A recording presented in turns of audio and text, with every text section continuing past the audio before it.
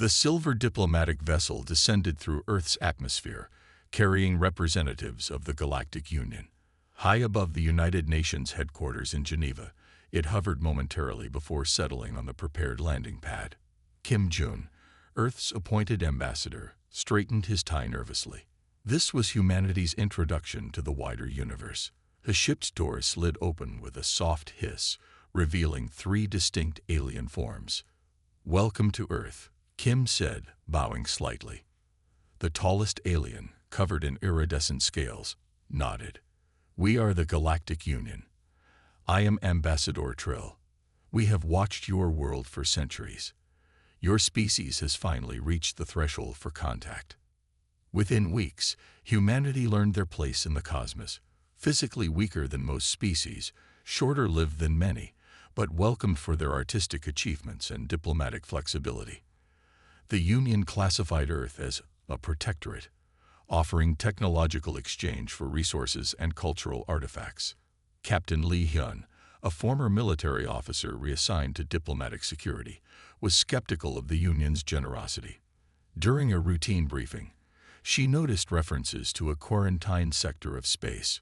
When she inquired, Ambassador Trill dismissed it as nothing humans need concern themselves with yet. Lee Hyun could not shake the feeling that something was wrong. She watched as the aliens moved around the new Earth embassy, their movements smooth and confident. They acted like they owned the place. Maybe they did, in a way. Earth was just a small dot in their vast empire. 3 months after first contact, Lee found herself assigned to guard duty for a high-level meeting between Earth officials and Union representatives. The room was large, with glass walls that showed the Swiss mountains outside. She stood by the door, watching everyone. "The technology transfer is proceeding well," said Trill, his scales shifting color slightly as he spoke. "Your engineers are quick learners." "We are grateful," said Kim Jun. "The medical advances alone have already saved thousands of lives." Lee noticed another alien, smaller than Trill, passing a data tablet to a colleague. On its screen was a map of stars with a dark area marked in red. The same quarantine zone she had asked about before. That night, she accessed the embassy computer system. Her military clearance still worked on Earth systems integrated with alien technology. What she found troubled her deeply. Reports of missing ships near the edge of explored space, requests for investigation denied by Union authorities. "Captain Lee, you're working late," said a voice behind her. Lee turned to see Min Ho, one of the human translators who worked with the aliens. "Just checking security protocols," she lied. Min Ho smiled. "The aliens are amazing, aren't they? All that knowledge, all that power, and they're willing to share it with us." "Some of it," Lee said. "Have you ever asked about the red zone in their star maps?" Min Ho's smile faded. "They told us it's off-limits, some kind of natural hazard. And you believe that?" The next day, Lee was approached by one of the smaller aliens, a krill, she remembered. They looked like walking plants with 4 arms and large eyes. "Captain Lee Hyun," it said in a soft voice. "I am researcher Pell. Might we speak privately?" Lee led the alien to a small meeting room. "What can I do for you?" "You asked about the quarantine zone," said Pell. "I noticed your inquiry in the system logs." Lee tensed. "Is that a problem?" "No. It is refreshing. Most protectorate species simply accept what they are told." Pell looked around nervously. "The zone is expanding. It has been for centuries. And we do not speak of what lives there." "Why tell me this?" "Because humans ask questions. The Union needs that quality more than they realize." The next week, a new ship arrived. Larger than the diplomatic vessel, it carried Union scientists and military advisors. They set up a monitoring station in Earth orbit, supposedly to track space debris. Lee was assigned as the human liaison to the station. Her first day there, she met the station commander, an alien from a species called the Dervo. They looked like tall humans with gray skin and no hair. "Captain Lee, welcome aboard," said Commander Rack. "Your superiors speak highly of your adaptability." Thank you, Commander. I hope to learn much here. Indeed, though some knowledge is restricted, Lee was given a small office with access to the station's non-classified systems. Within days, she had mapped out which areas of the station were off-limits to humans. There were many. One evening, as the station passed over the night side of Earth, Lee noticed unusual activity. The alien crew was gathered in the main observatory, watching long-range scanner data. "What's happening?" she asked a technician. "Border alert," the alien said without thinking. Then, realizing who had asked, added, "Nothing to concern Earth with." But Lee saw the displays. Something had crossed from the quarantine zone into Union space, something large. She sent a coded message to Earth, to a small group of officials she trusted. Then she continued her work as if nothing had happened. 2 days later, Ambassador Kim Jong requested a private meeting with her when she returned to Earth for routine reporting. "Captain Lee, what exactly did you see on that station?" he asked, his voice low. "Something that scares them, sir. The quarantine zone isn't for our protection. It's because they can't control what's in there." Kim looked pale. "The Union Council has invited Earth to send a representative to discuss regional security concerns. They specifically requested you." The meeting took place on the moon base, newly constructed with Union technology. Lee sat at a large table with representatives from 20 alien species. Ambassador Trill led the discussion. "The situation has evolved," he said. "The containment protocols that have served for millennia are showing signs of failure." "What exactly are we containing?" Lee asked. The room fell silent. Then a hologram appeared above the table, a swirling mass of darkness, punctuated by flashes of energy. "We call them the Void Eaters," said an elderly alien Lee had never seen before. "They consume worlds, strip them of life, and move on. They emerge in cycles. And we manage them." "Manage them? How?" Lee asked. "We sacrifice outer worlds to satiate them. Then they retreat for centuries," said Trill. "It is the way of things." Lee stood up, anger flooding through her. "You feed them worlds with living beings on them. Controlled loss to prevent greater catastrophe," Trill said calmly. "It has worked for 50,000 years. And now it's not working anymore, is it?" Lee asked. "That's why you're telling us this now." The ancient alien nodded slowly. "The cycle has accelerated. Their hunger grows, and for the first time in our history, they have changed course." "Toward what?" Lee asked, though she already knew the answer. "Earth," said Trill. "They are coming to Earth." 6 months into Earth's integration with the Union, Captain Lee gained access to classified star maps. The quarantine zone was expanding. "It's called the Void," explained Kang Da, her alien liaison from the aquatic Menari species. "Something lives there that consumes worlds.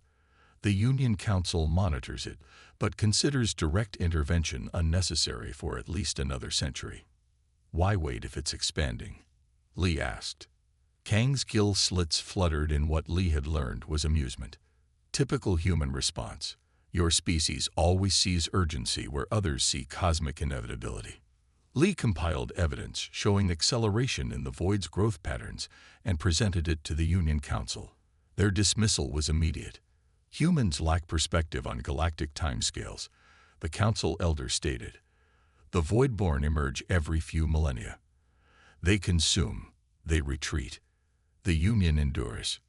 2 weeks later, the colony on Proxima Centauri went silent. The news reached Earth on a quiet Tuesday morning. Lee was in her office at the Union Embassy when Park Jin, her assistant, burst through the door without knocking. "Proxima has gone dark," he said, his face pale. "All communications cut off 3 hours ago." Lee felt her stomach tighten. Proxima Centauri was humanity's first interstellar colony, home to nearly 5,000 people. She immediately called Kang Da. The Menari arrived 30 minutes later, his blue skin glistening with the moisture he needed to survive Earth's dry atmosphere. "Is it the Void?" Lee asked without preamble. Kangda's large eyes blinked slowly. We don't know yet. The Union is sending a scout ship. When will it arrive? In about 2 weeks. Lee slammed her hand on the desk. 2 weeks. Humans can get there in 5 days with our fastest ship. The Union follows protocols, Captain Lee. Rushing in could make things worse. Lee didn't wait for Union approval. She contacted Earth's Space Command directly. Within hours, the military vessel Thunder was prepped for launch. Lee demanded to be on board. This is highly irregular, protested Ambassador Trill when he learned of the mission. The Union's response team is already being assembled. Our people can't wait 2 weeks, Lee said firmly. We're going now. The Thunder left Earth orbit that night. Its captain, Namta, had fought in Earth's last war before contact with the Union. You really think it's these voidborn things? He asked Lee as they studied Proxima's last transmissions. I hope I'm wrong, she replied. As the Thunder approached Proxima Centauri after 5 days of travel, they received a transmission from the Union Embassy. Captain Lee, this is Ambassador Trill. You are ordered to abort your mission immediately. Union forces have detected voidborn energy signatures in the Proxima system. It is not safe. Namta looked at Lee. Your call. We continue, she said. What they found at Proxima haunted Lee's dreams for months after. The colony, once a thriving outpost on a terraformed world, was now surrounded by swirling darkness. The buildings stood intact, but there was no sign of life. And hovering above the main settlement was a massive shape that seemed to drink in light rather than reflect it. What is that? Whispered Namta. Before Lee could answer, the darkness noticed them. It shifted, reaching tendrils toward the Thunder. Evasive maneuvers, shouted Namta. The ship veered away, but the darkness followed, gaining speed. Send all data back to Earth, Lee ordered. Everything we're seeing. As they fled the system, something struck the ship's engines. The Thunder limped back toward Earth, barely outrunning the darkness behind them. When they returned, the Union Council was waiting. This time, they didn't dismiss Lee. You were right about the acceleration pattern, admitted the Council elder, a being so ancient that his species had evolved beyond the need for names. The Voidborn have never changed their cycle before. What exactly are they? Lee demanded. Kangda stepped forward. We don't fully understand them. They appear to be a collective consciousness that feeds on energy, including life energy. They consume worlds, then retreat into their own dimension to process what they've taken. And you've just been letting them eat planets for thousands of years. Lee's voice rose with anger. We sacrifice a few outer worlds each cycle, said Trill. It is regrettable but necessary. They satisfy their hunger and retreat. Not this time, said Namta, playing the recordings from Proxima. They're still there, and they're spreading. The Union representatives watched in silence as the data showed the darkness expanding across Proxima's surface, consuming everything in its path. This has never happened before, whispered Trill. They always retreat after feeding.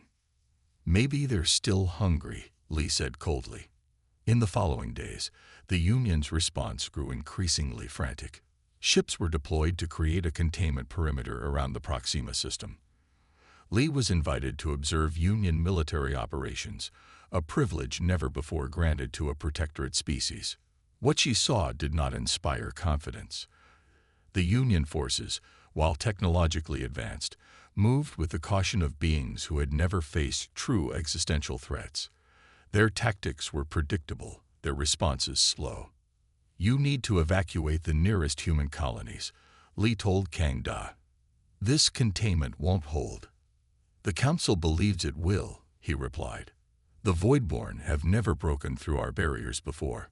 3 days later, the first Union ships went silent. The Voidborn had breached containment. Lee was called to an emergency meeting with Earth's leaders. President Song-Woo looked at her gravely. Captain Lee, you're our expert on this threat now. What are we facing? Something the Union has never truly fought, she replied. They've been managing the Voidborn, not defeating them. And now the management approach has failed. Can they be killed? Asked the defense minister. I don't know, but the Union doesn't seem to think so, or they would have tried by now. President Song nodded slowly. Then we need to find out. I'm authorizing full military mobilization. We'll work with the Union, but Earth will defend itself. When the Union learned of Earth's independent military preparations, they were shocked. This is not necessary, Trill insisted. We have contained the voidborn for 50,000 years. But you've never defeated them, Lee pointed out. And now they've changed. We need new approaches. As Earth prepared for war, Lee continued studying everything she could access about the voidborn. Late one night, she noticed something in the data from Proxima that everyone had missed. The voidborn weren't just consuming the colony. They were learning from it. The attack on Proxima left 17,000 humans dead. The Union offered condolences and promised a response team within the standard quarter cycle, approximately 6 Earth months. Unacceptable, President Park's son told the Union representatives. We will defend our people ourselves. The Union observers watched with bewilderment as Earth transformed. Factories converted to military production. Civilians volunteered for emergency response training. Scientists worked around the clock. Moon bases became weapons platforms. The technology exchange that the Union had carefully controlled was reverse-engineered, improved upon, and weaponized. You cannot hope to fight the voidborn, warned Ambassador Trill. Your species is too fragile. When the voidborn fleet approached Earth's solar system, they encountered not a helpless world, but a bristling defense network. Humans had prepared in weeks what the Union would have deliberated on for years. Lee Hun stood on the bridge of the ESS Defiant, Earth's newest warship. It had been built in just 30 days, an impossible feat by Union standards. Around her, crew members worked at their stations with focused intensity. Captain, we have movement at the edge of the system, reported Choi Min, the sensor officer. His fingers danced across the holographic display. Lee nodded. Show me. The main screen flickered to life, displaying the outer reaches of the solar system. Dark shapes moved against the stars, their forms shifting like smoke. The voidborn, Lee whispered. She had seen them before at Proxima, but never so many. Captain, called out Communications Officer Kim Ji. Incoming transmission from Union command ship. Ambassador Trill's face appeared on a side screen. Captain Lee, you must withdraw your vessels immediately. The Union fleet will handle this threat according to established protocols. Lee looked at the tactical display showing the Union ships. Impressive vessels, technologically superior to anything humans had built, but few in number and positioned defensively. With respect, Ambassador, we will hold our positions. Earth defends its own. Across the solar system, humanity's hastily assembled defense network activated. The moon base, once a scientific outpost, now bristled with weapons. Orbital platforms around Mars, Jupiter, and Saturn powered up shields. On Earth, millions watched the feeds from space, knowing their future hung in the balance. They're accelerating, reported Choi Min, approaching the outer defense line. Lee opened a channel to all Earth ships. Remember your training. These things feed on energy. Use the pulse weapons first, then conventional. Stay mobile. The first engagement happened near Neptune. The voidborn entities surged forward, their dark forms elongating into spear-like projections. The Union ships fired precise energy beams that seemed to slow the creatures but not stop them. Earth's ships moved differently, darting in irregular patterns, firing brief, intense bursts of energy followed by physical projectiles. The tactics confused the voidborn, who had grown accustomed to the Union's predictable defense patterns. It's working, said Namtai, now Lee's second in command. They don't know how to respond to our movement patterns. But the advantage was temporary. The voidborn learned quickly, adapting their attacks. 3 Earth ships vanished in darkness, their crews lost. Pull back to the Jupiter line, Lee ordered. Execute pattern Sigma. The Earth fleet retreated in perfect coordination. The voidborn followed, exactly as planned. As they passed the orbit of Saturn, hidden weapons platforms activated, catching the creatures in crossfire. On the Union command ship, Ambassador Trill watched in astonishment. "They're using their ships as bait," he said to his officers. "A tactic we would never consider." "Should we assist?" asked a Union commander. Trill hesitated. The Union had strict engagement protocols established over millennia. What the humans were doing violated all of them. It was chaotic, improvised, and surprisingly effective. "Yes," he finally said. "Match their tactics. Follow the human lead." Back on the Defiant, Lee received the message with surprise. "The Union fleet is asking for coordination instructions," said Kim Ji. "Send them pattern sigma data," Lee replied. "Tell them to mirror our attack vectors." The battle for Jupiter was fierce. Voidborn entities surrounded the gas giant, seeming to feed on its massive energy. The combined human and Union fleet harassed them constantly, never allowing them to settle into feeding patterns. "We're not killing them," Namtai observed, "but we're disrupting their consumption process." "That's the point," said Lee. "We don't need to defeat them completely. We just need to make Earth too costly a meal." After 3 days of continuous fighting, the crew was exhausted. Lee hadn't slept for more than an hour at a time. The Defiant had taken damage, its hull scarred by voidborn attacks. "Captain," called Choi Min suddenly. "Something's happening." The main screen showed the voidborn entities pulling back, clustering together near Jupiter's moon Europa. "Are they retreating?" asked Nanta. "No," Lee said, studying their movement. "They're combining." The separate voidborn entities merged into one massive form, larger than anything they had seen before. It pulsed with dark energy, seeming to bend light around it. "All ships, full retreat to Mars defense line," Lee ordered. "This is not a drill." As the fleet pulled back, the massive voidborn entity surged forward with incredible speed. It overtook 2 slower Union vessels, engulfing them completely. No debris remained.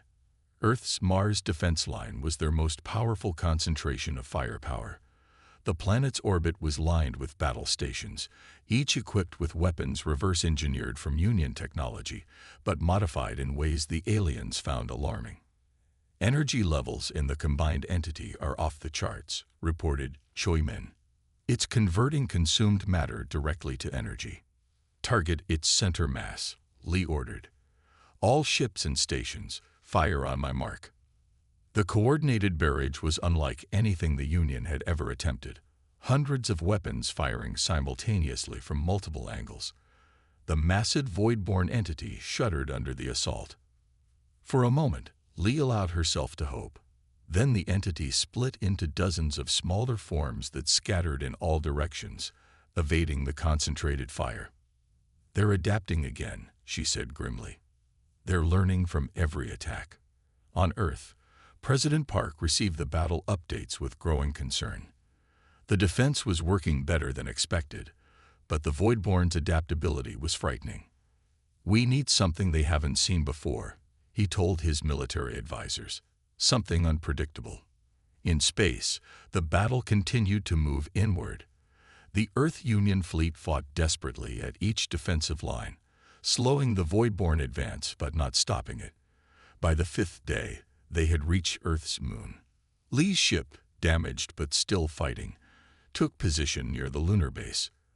The crew was beyond exhaustion, running on stimulants and determination. "Captain," called Kim Ji. "Message from Earth Command. They're activating Project Sunfire." Lee's eyes widened. Project Sunfire was theoretical, a desperate plan that the Union had dismissed as too dangerous. "All ships, clear the Earth-Moon transit corridor," she ordered. "I repeat, clear all space between Earth and the Moon immediately." As the fleet scrambled to comply, a massive energy signature appeared on Earth. Something was launching, something that made the sensors on every ship fluctuate wildly. "What have they done?" whispered Ambassador Trill from his command ship. The answer came in the form of a blazing light that shot from Earth's surface directly toward the largest concentration of voidborn entities. It wasn't a weapon in the conventional sense. It was pure energy, artificially contained and directed. When it struck the voidborn, the effect was immediate. The dark entities recoiled, their forms dispersing like smoke in wind. For the first time, they seemed to feel pain. "It's working," breathed Namta. Lee watched the tactical display, noting how the voidborn pulled back from the energy beam. All ships moved to engagement pattern Delta, pushed them toward the Sunfire beam. The desperate gamble paid off. The combined fleet herded the disorganized voidborn entities into the path of Earth's energy weapon. One by one, they dissipated, returning to their dimension or simply ceasing to exist. No one was sure which. After 6 days of non-stop battle, it was over. The voidborn had retreated from the solar system, leaving behind damaged ships and exhausted crews, but Earth intact. Li Hun looked out the viewport of her battered ship at the blue planet below. They had won, for now. But she knew the voidborn would return, stronger and more adaptable. The Union would need to change. Humanity had shown them how. The battle for Sol lasted 3 days. Human ships, smaller and less advanced, swarmed the voidborn vessels with tactics no Union species would have attempted.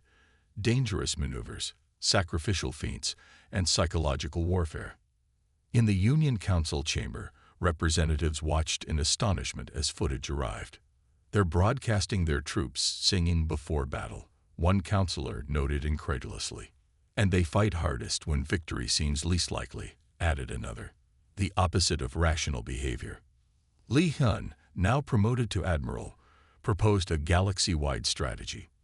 The voidborn adapt to patterns. The Union's responses have been consistent for millennia. That's why they're winning. We need unpredictability. The Council hesitated, but as more systems fell, they conceded leadership to the humans. Admiral Lee's strategy required breaking every conventional rule of engagement the Union held sacred. Admiral Lee stood before the Union Council, her new uniform still stiff and unfamiliar. Around her sat representatives from over 200 alien species, many older than human civilization itself. They looked at her with expressions ranging from curiosity to open doubt. The voidborn have already taken 7 systems since their retreat from Earth, she began. Your standard containment protocols are failing. What would you have us do, Admiral? Asked the Ancient One, the oldest being in the Council. Our methods have preserved galactic civilization for 50,000 years. They worked because the voidborn were predictable, Lee replied. They're not anymore. We need to change faster than they can adapt. She activated the holographic display in the center of the chamber. It showed the current positions of voidborn concentrations across the galaxy. They're moving in ways they never have before, Lee continued, splitting into smaller groups, targeting populated worlds rather than energy-rich gas giants. They're hunting now, not just feeding. Kang Da, now serving as Earth's ambassador to the Union, spoke up. Admiral Lee has developed a new strategy based on Earth's successful defense. We call it Chaotic Response Protocol. The name alone made several council members shift uncomfortably. The Union valued order above all else. Lee outlined her plan. It violated nearly every principle of Union military doctrine. Instead of ordered retreats and careful containment, she proposed aggressive, unpredictable attacks. Instead of unified fleet actions, she suggested independent battle groups with broad objectives, but tactical freedom. This is madness, said a Dervo representative. You're talking about abandoning 5 millennia of proven doctrine. Doctrine that no longer works, Lee replied firmly. The Voidborn are countering your every move because they've seen it all before. Ambassador Trill, who had witnessed Earth's defense firsthand, spoke next. I was skeptical too, but I watched humans turn back a Voidborn attack that should have overwhelmed them. Their methods are disturbing, but effective. The Council debated for 3 days. Meanwhile, reports arrived of 2 more systems falling to the Voidborn. Finally, The Ancient One raised a hand for silence. "We will try the human way," he said gravely. "Admiral Lee will coordinate our response. May we not regret this decision." Lee wasted no time. She established a new command structure mixing human officers with those Union commanders willing to adapt. Training began immediately, teaching alien crews to operate in ways contrary to their natural instincts. "You must embrace chaos," Lee told them. "Act in ways that make no sense to you. That is how we surprise the voidborn." Many struggled with the concept. Union species had evolved toward order and cooperation, not the competitive improvisation that humans excelled at. Some refused outright, calling the methods barbaric. 3 weeks after taking command, Lee faced her first major test. The voidborn appeared in the Rigel system, home to a major Union shipyard. "All battle groups, execute Operation Thunderclap," Lee ordered from her flagship, the newly commissioned ESS Defiance. The combined human Union fleet split into 12 smaller groups, each attacking from a different vector. Some charged directly at the voidborn clusters. Others performed elaborate feinting maneuvers. 2 groups appeared to flee in panic, drawing voidborn pursuers into carefully laid traps. Human ships led each assault, their captains implementing Lee's strategy with natural flair. Union vessels followed their lead, mimicking the unpredictable patterns. "They're confused," reported Han Jin, Lee's tactical officer. "The voidborn are splitting up, trying to counter multiple attack patterns at once." "Now for Phase 2, Lee said. "All musical warfare units, activate." Across the fleet, humans began broadcasting. Some ships played classical symphonies at deafening volumes. Others transmitted battle cries, songs, or simply chaotic noise. The effect on the voidborn was immediate. Their formations wavered, individual entities pulling away from the sound. "They hate it," said Namtai, now a fleet commander. "They feed on ordered energy patterns. Our noise disrupts their ability to process what they consume." For 8 hours, the battle raged across the Rigel system. Union commanders who had initially resisted Lee's methods watched in amazement as the voidborn struggled to counter the chaotic assault. "They can't predict what we'll do next because we don't know ourselves," Lee explained to Trill, who had joined her on the Defiance. "That's humanity's greatest weapon, improvisation." By the 9th hour, the voidborn began to retreat, not in the ordered withdrawal they had always performed before, but in disarray, individual entities fleeing in different directions. "Pursue them," Lee ordered. "Don't let them regroup." This was the most radical departure from Union doctrine. For millennia, they had allowed the voidborn to retreat, grateful for the respite. Lee insisted on pressing the advantage, harrying the creatures until they had fully withdrawn from normal space. When the battle ended, the Rigel system was secured with minimal losses. News of the victory spread rapidly through Union space, bringing hope to worlds that had begun preparing for evacuation. Lee allowed her crew 1 day of rest before moving to the next target. Intelligence suggested the voidborn were massing near the Betelgeuse system. "They're adapting again," Lee told her command staff. "We need new tactics." Park Sun, her chief of operations, looked concerned. "We've used most of our prepared strategies already." "Then we create new ones," Lee replied. "Ask the crew for ideas. Any idea, no matter how strange." This approach shocked the Union representatives. Soliciting combat suggestions from ordinary crew members violated their hierarchical command structure. But Lee insisted. The suggestions ranged from brilliant to bizarre. A young engineer proposed using the fleet's engines to create artificial solar flares. A cook suggested deploying food waste into space to confuse voidborn sensors. A Union navigator hesitantly offered a plan to use planetary gravity wells as slingshots for high-speed attack runs. Lee incorporated elements from dozens of these ideas into her battle plan for Betelgeuse. When the fleet arrived, they implemented a strategy that even Lee's staff had thought insane during planning. Ships deliberately flew into the corona of Betelgeuse itself, using the star's radiation as both shield and weapon. Others triggered controlled reactor overloads to create energy patterns that attracted and then disrupted voidborn feeding. The battle was harder than Rigel. The voidborn had indeed adapted, showing new defensive formations. 3 Union cruisers and 7 human vessels were lost. But after 14 hours of fighting, the system was secure. Over the next 2 months, Lee's forces engaged the voidborn in 9 major battles across Union space. Each time, they used different tactics. Each time, the cost in ships and lives grew higher as the voidborn adapted. But each time they won. In the Union Council, debate raged about Lee's methods. Many praised the results but worried about the cultural impact on Union society. Others argued that victory at any cost was worth the disruption. "The humans fight like cornered animals," said a Dervo counselor.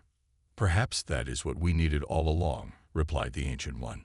"We grew too comfortable, too predictable. The voidborn would have eventually consumed us all." After the 9th victory, Lee returned to the council to propose her most audacious plan yet. "We've pushed them back, but they'll return stronger," she told the assembled representatives. "We need to take the fight to them." Enter the void itself. A shocked silence fell over the chamber. In 50,000 years, no Union vessel had ever deliberately entered voidborn territory. "This is not containment," protested a counselor. "This is extinction-level warfare." "Yes," Lee said simply. "They started it. 1 year after first contact, the combined forces of Earth and the Galactic Union drove the voidborn back to their original territory. The cost was high. Millions dead across multiple species, hundreds of ships lost. But for the first time in recorded history, the voidborn advance had been halted completely rather than merely slowed.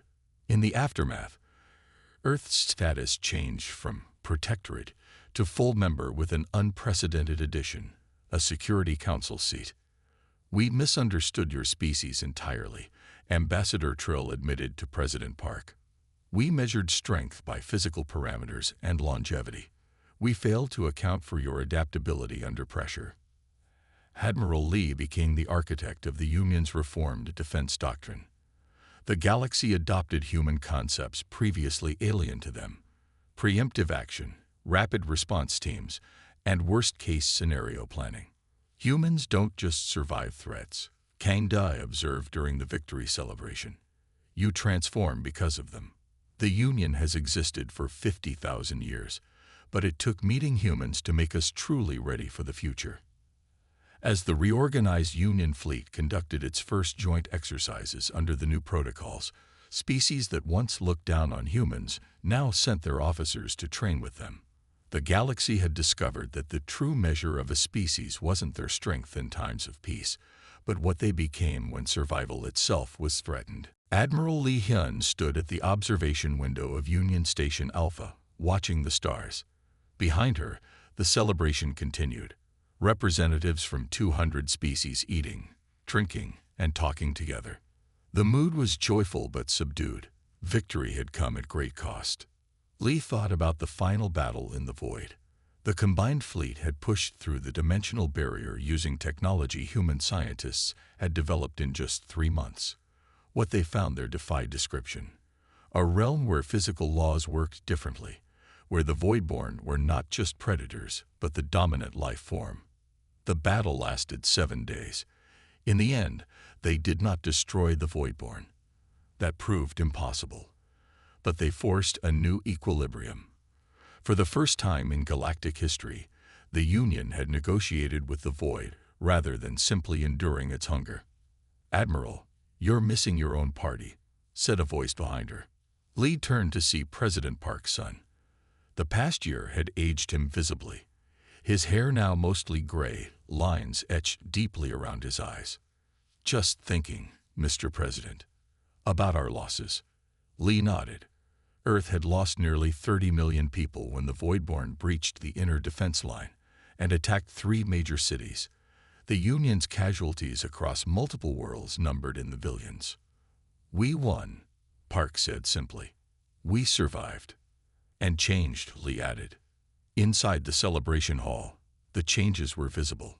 Union species that had barely acknowledged each other for millennia now mingled freely. Rigid protocols had given way to more casual interactions. The humans had brought more than military tactics to the galactic community. They had brought their flexible social structures as well. Kang Dai approached, his aquatic body supported by the new mobile water tank human engineers had designed for Menari visitors. Admiral Lee, the council is ready for the ceremony. In the center of the hall, the Ancient One waited with other senior council members. Around them gathered representatives from every Union world, including Earth. Lee walked forward, conscious of all eyes upon her. A year ago, she had been a captain assigned to security duty. Now she stood as the architect of the most significant military victory in Union history. Admiral Lee Hyun of Earth, intoned the Ancient One.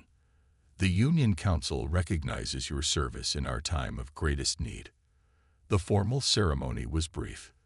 Lee received the Order of the Galaxy, an honor never before granted to a member of a species so new to the Union. More importantly, she was named Supreme Commander of the new Union Defense Force, a position created specifically for her. I accept this honor on behalf of all those who fought, Lee said when it was her turn to speak, human and non-human alike. She paused, looking across the gathered representatives. The voidborn were not defeated by superior strength or technology. They were defeated because we learned to change faster than they could adapt. That is the lesson we must carry forward. Later, as the celebration wound down, Lee found herself on a balcony overlooking Earth. The planet looked peaceful from orbit, its night side twinkling with city lights, the day side a swirl of blue oceans and green landmasses. Hard to believe it had been a battlefield so recently. Ambassador Trill joined her, his iridescent scales reflecting the starlight. Your world is beautiful, he said. We never truly appreciated that before. Beauty is easier to see when you've almost lost it, Lee replied. Indeed. Trill seemed hesitant, unusual for a being normally so formal and assured. Admiral, there is something the Council has been discussing. Something we wish to propose to Earth. Lee turned to face him. What is it? The Union has existed for 50,000 years with the same core principles. We valued stability above all, even when that stability included periodic sacrifices to the voidborn. He gestured toward Earth. Your species showed us another way. Not just to fight, but to think. To question assumptions that have guided us for millennia. And, Lee prompted when Trill fell silent, we wish to establish a new academy on Earth, not just for military training, but for cultural exchange, to teach Union species how to think like humans. Lee couldn't help but laugh. You want to learn how to be unpredictable and chaotic. We want to learn adaptability, Trill corrected. The capacity to change rapidly when circumstances demand it. Your species excels at this beyond any we have encountered. The next morning, Lee presented the proposal to President Park and Earth's government. The debate was brief. The benefits of hosting such an academy were obvious. 6 months later, Lee attended the opening ceremony of the Union Academy of Adaptive Strategy in what had once been Geneva. Students from across the galaxy had arrived to learn from human instructors. Many were military officers, but others were scientists, diplomats, even artists. Nam Tai, now commandant of the academy, showed Lee around the campus. We're teaching them everything, he said proudly. Military tactics, yes, but also art, music, literature, all the things that make humans adaptive thinkers. In one classroom, alien students struggled to understand the concept of improvisational theater. In another, they debated philosophical questions with no clear answers, a practice many found deeply uncomfortable. They're trying so hard, Lee observed. They're afraid, Namte replied. The Voidborn showed them their way of life was vulnerable. Now they're determined to change. That evening, Lee addressed the first class of Academy students, looking out at the diverse assembly, beings of all shapes, sizes, and evolutionary backgrounds. She felt a deep sense of responsibility. You've come here to learn how humans think, she began. But that's not quite right. You've come to learn how all intelligent life can think when pushed beyond its comfortable patterns. She stepped away from the podium and walked closer to the students. Humans aren't special because we're adaptable. We're adaptable because we've had to be. Our planet forced us to change constantly. Our own conflicts pushed us to innovate or perish. What you see as our strength was born from our challenges. A young Dervo raised its hand. But Admiral, many of our species faced challenges too. Why did we become stable while you remained chaotic? Lee smiled. Perhaps because you found solutions that worked perfectly for thousands of years. You had the luxury of stability. We never did. She looked out the window at the stars becoming visible in the evening sky. The galaxy has changed now. The voidborn will return someday, perhaps in forms we cannot predict. Other threats may emerge. Stability is no longer an option for any of us. The next day, Lee left Earth. Her duties as Supreme Commander required her presence at Union headquarters. As her ship pulled away from the blue planet, she thought about how far humanity had come in such a short time. From an isolated species to a galactic power. From protectorate to defender. The cost had been terrible, but the alternative would have been extinction. In her quarters, she found a message from Kang Da waiting. The Ancient One asked me today what humans would have done if we had never arrived on Earth, if you had faced the Voidborn alone. I told him you would have fought just as hard, adapted just as quickly, but with far fewer resources. He seemed troubled by this thought. Perhaps now he truly understands what makes your species unique.